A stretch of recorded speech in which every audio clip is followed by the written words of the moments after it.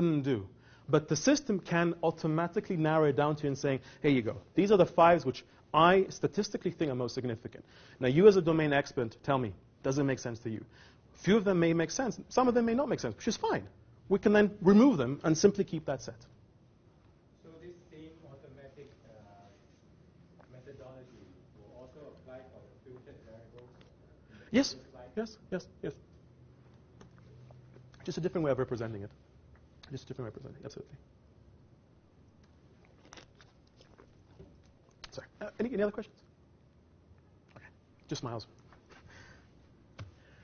Illustration of it, and I'll just give 2 little examples.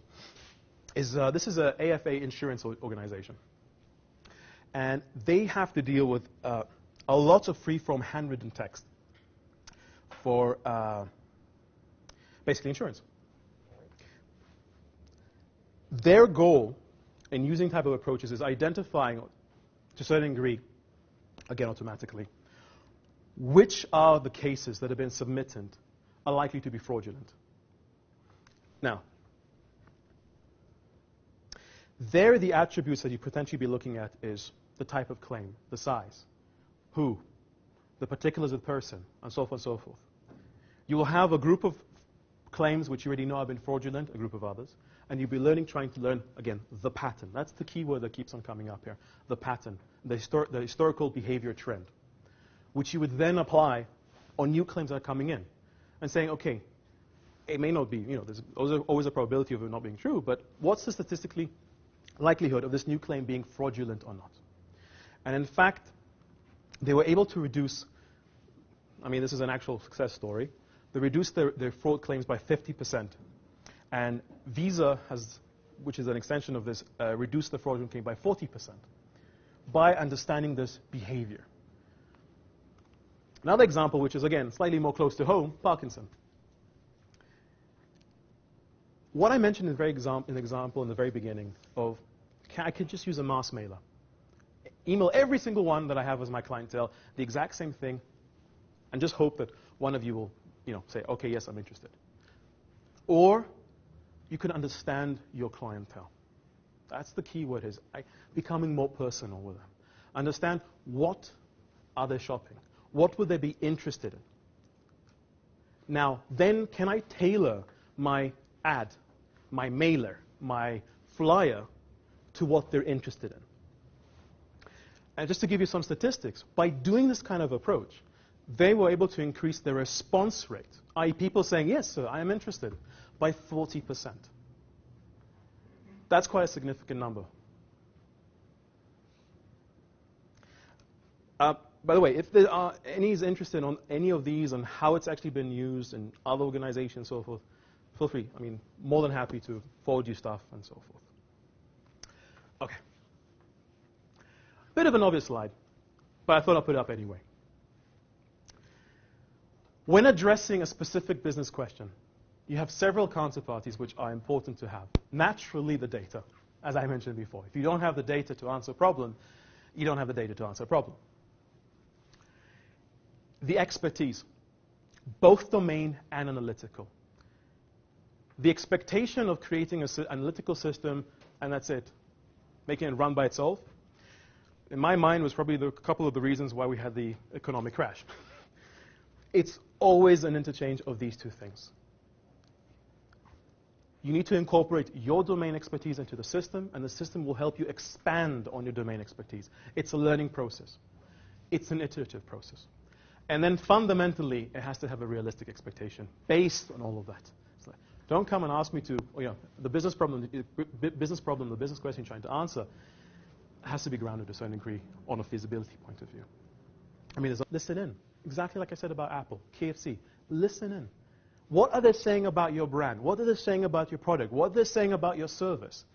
In the process of perhaps improving it, or perhaps it's negative that you want to modify or change that perception. Now, why would you would like to have an analytical process on this? Now, you do have people out there, I actually know a few of them, that their entire job is to read the web. I can't think of any other way to describe it. They will literally go out and read news articles, read RSS feeds, and read blogs. That's their job. And they will summarize it up. It can be done, but it's quite unrealistic. There's simply too much data. And more importantly, you have different views. And then by the time you react, again, it's done. It's happened. 48 hours have passed.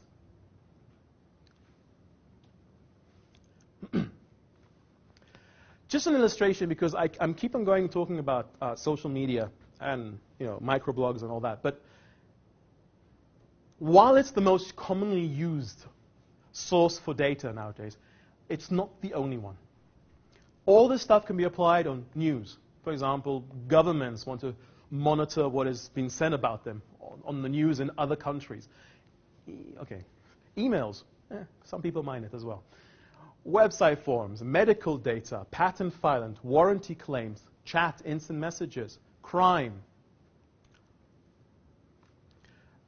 And the application of it equivalently can be done naturally. The most obvious one from a marketing perspective is brand product reputation management, competitive intelligence. Perhaps I don't only want to know what people are saying about me, David, who's selling this product. What are they saying about this other guy who's saying something very similar to me? How can I position myself against them? Life science, medical, fraud. A very interesting one actually from life science. I can't remember the name of this hospital. It's a university hospital in America. They actually apply text analytics on records of medical data. So when a physician, goes in and checks someone, they write it all up, what they're doing. Whether it's, digital or writing as a side now. And fundamentally is an outcome. Whether the patient gets better, the patient, gets worse, and so forth. They wanted to see what's the relationship from the reporting and the outcome. Not to harp on the doctor's backs, but really to understand what is the best practice from a medicine perspective. When they're analyzing that data, and let's say a doctor is already prescribing something for a specific patient, and be like, oh, perhaps you want to try these approaches because we've already seen that they've led to that outcome of success. Just something that just popped into my mind. Another one which is extremely important and is a lot of interest in is complaints, which I already mentioned before. They will stay anonymous. When an existing corporation which does finance online had approached us. And they had people calling in, complaining about it. Usually when people call in, it's to complain. People don't usually call in saying, you're fantastic. It happens, but not usually. And they wanted to understand and say, look, our operators currently manually handling all the complaints into 250 categories, manually. And we believe that these are the top 10 complaints. And because it's an online financial provider, one of the top 10 was passwords. And I said, okay, here's everything. Run a text mining approach on it. Again, to find automatically what are the key issues. Very interestingly enough, we found that what they perceived were the 250 categories, i.e. the call drivers per se, were not exactly what they thought they were. And the passwords one was not the top 10. It was the top bottom. Why is that good? Why is that knowledge helpful? Well, currently they're diverting all that time and effort to dealing with issues of passwords. They're training up the peoples on knowing everything and everything about passwords. Well, obviously, it's not that big a deal. It's something else.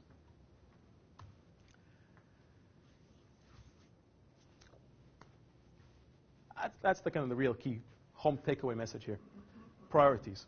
Focusing on what you really should be focusing on. Okay. What can be done with using text analytics? I'll just kind of walk through this. Bring together mixed data for multiple systems, taking the unstructured world and the structured world and bringing them together. Categorizing automatically complaints. Identifying real root cause of complaint.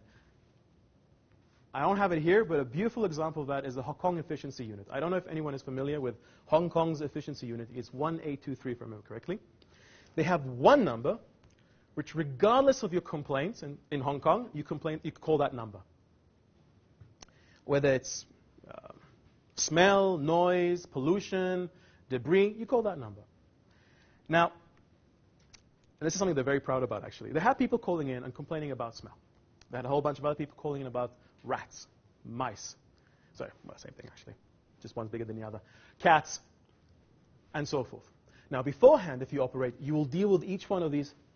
Okay, you're calling about smell, we'll go deal with it. You're complaining about rats, we'll go deal with it. You're complaining about this, we go deal with it. They actually did a text analytics exercise on it to identify root cause analysis. How are these things common?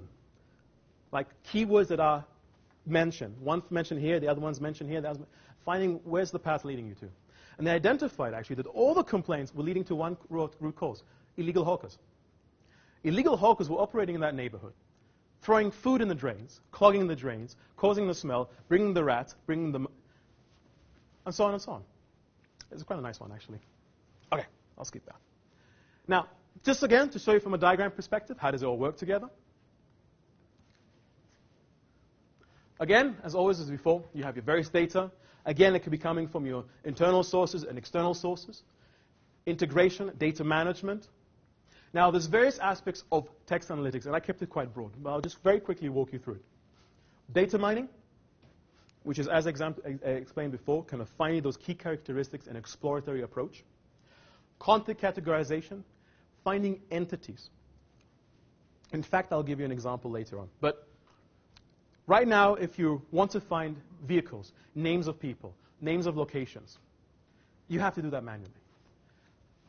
Having the capability of doing that automatically through natural language processing, finding those entities within the text. Sentiment analysis, which is quite obvious. What are people thinking about something? Good, happy, neutral. And the link analysis aspect is what I mentioned about root cause analysis, finding that commonality, that how it all connects together, and having it actually reported out, to act upon it. Now, give you an illustration of just the content categorization, because I thought it was a pretty cool example. Did it come up? Yeah. So I don't know if you're familiar with sgcarmart.com, where people advertise cars. Now, let's say you're interested, you're a marketeer, or you work for a bank, and you want to offer loans. An easy way to offering loans is basically go see someone who's selling a car. He's most likely will need a loan, because probably he's going to buy a new car, unless he's moving away. So in all these pages, you have information like the price, the road tax, transmissions, engine camp, and so forth. Is actually having the ability of, rather than having a person to go to every single one of these pages, to extract that information, to automatically, and I hope it doesn't come up. Sorry, I'm missing one piece of the slide. There should be something here coming up. Automatically capturing all those key elements that you're interested in, like the car type, the engine cap, the name of the person, the contact number, and how much they're selling it for. And having that reported up, let's say we'll go back to our nice Excel comfort zone. So you don't have to have that person spending 5 hours going page, page, page doing it, but immediately on the click of a button, having that Excel sheet with all the information provided. And that right can say, I'm going to call these people. Or perhaps you can use it for the other way around. Perhaps someone actually applied for a loan and saying, I want to get a loan for, what is this? A Mercedes-Benz C200 ML, and I want a loan for 100,000. You can already directly see, well, no, look, it's not sold for that. How much I should give them a loan for? There's a lot that can be done, and it's something that sometimes my sales folks always kick me about it, but because I came from research and it really is my passion, I always say that analytics, text analytics, business analytics is limited by your imagination. Now, I have 2 slides for concluding remarks, and I'm wonderfully on time, actually. The framework. The data management. Do you have the sources? What are the steps that are involved? How it can be done? Now, actually, sometimes the order is different. I can't name it, but there was actually an organization who didn't know what exactly data do we need. Do I need more? Do I need less? Do I have to do some other process? They actually said, let me start with analytical process, knowing that there's going to be some challenges. But by doing that, okay, actually, I also need these data. And then I can go back to the data owner and say, I need this, this, this, and this as well. And then continue the cycle. But fundamentally, the data management, the analytics, and the reporting of it. Business analytics, gentlemen, are not just business intelligence. And as one smart man said, insanity is doing the same thing over and over again and expecting different results. Business intelligence, to a certain degree, is that. Is the ability of now doing different things and expecting different results. Any questions? I don't bite. So Dave, I have maybe one or two. Firstly, with regard to the first slide, Mm-hmm. the optimization. Yes. Well, I'm quite surprised over the years because FAS is the number one in business analysis. But you were stranded at optimization when we are working in expectation of optimization. So Ooh, when trying to get you there. will catch up on that? One second. Let me get to slide 6. There you go. Yes, sorry. So, So you see, because you know why that yesterday 20C dimension, we're 21C, we are working already for years on the optimization. Likewise, David Cameron couldn't wait for the better of 3D. mm-hmm. He had to settle after 10 years of waiting. Yes. We work on the 4D. We couldn't arrive yet the better 4D. Mhm. So the question, that is why I say that here, the optimization is a yesterday thing, and then most would not arrive to the best of settlement. No, okay. They arrive 100% optimization. I hear everything. Let me just add, sorry, one more thing, because you just reminded me something, which again, someone else pointed out to me, is the order. It's like, David, is it really 5, 6, 7, 8? I can argue it's different. Naturally, this is dependent on the business requirements and the process.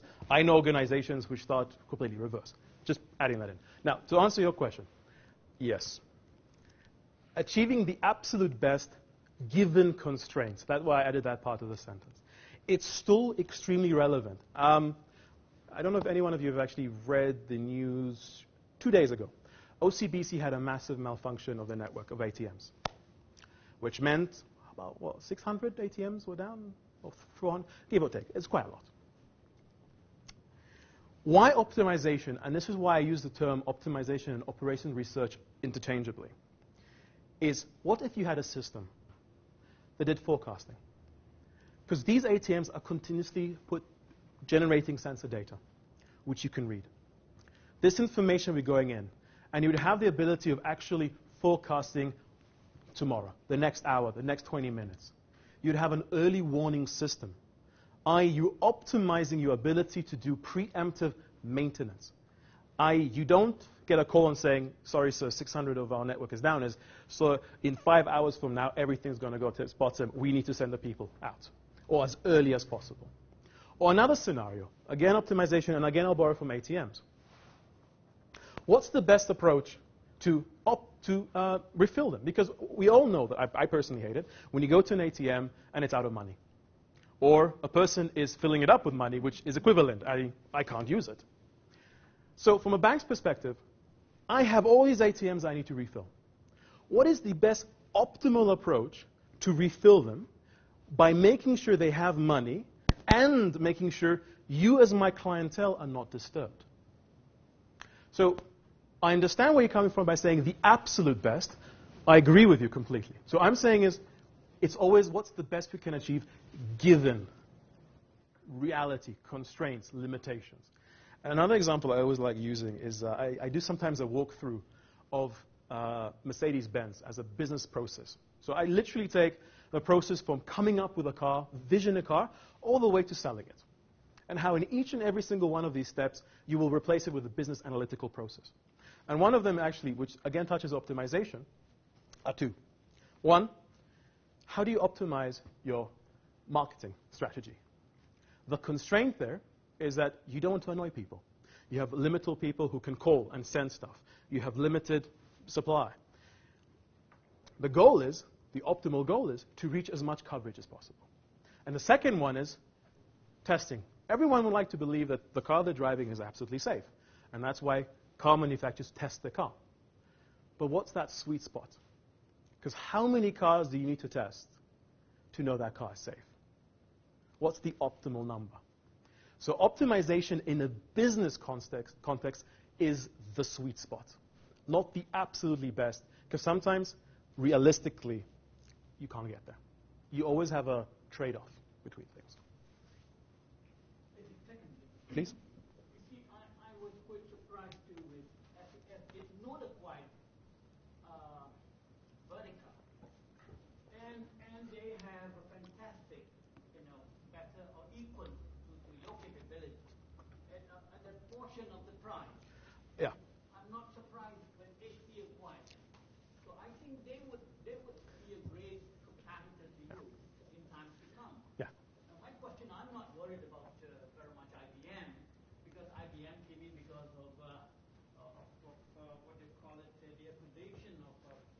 SPSS? Yeah.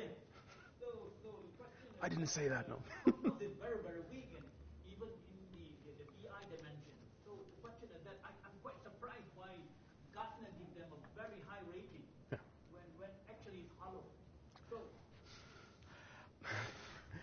It's a bit hard for me to comment on that one because I'm not in Gardner's position.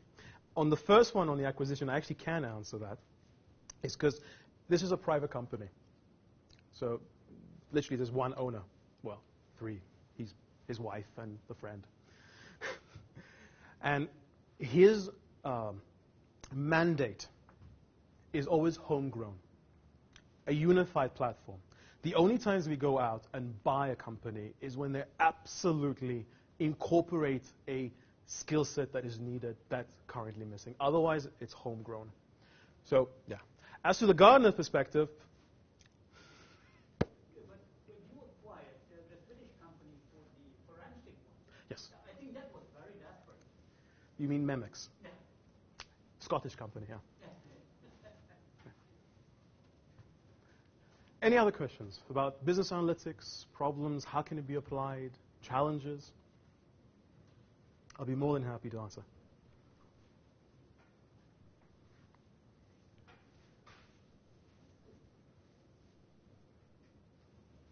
Oh.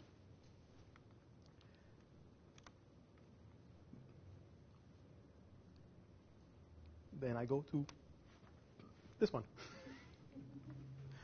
Thank you very much. If you have questions and would like to approach me, I'll stand here for quite a bit of time. I have a card. And like I said before, I'm more than happy to forward you other information with respect to how this was actually done in other organizations, how it solves similar problems. So thank you very much for your time. Thank you, David. Pleasure.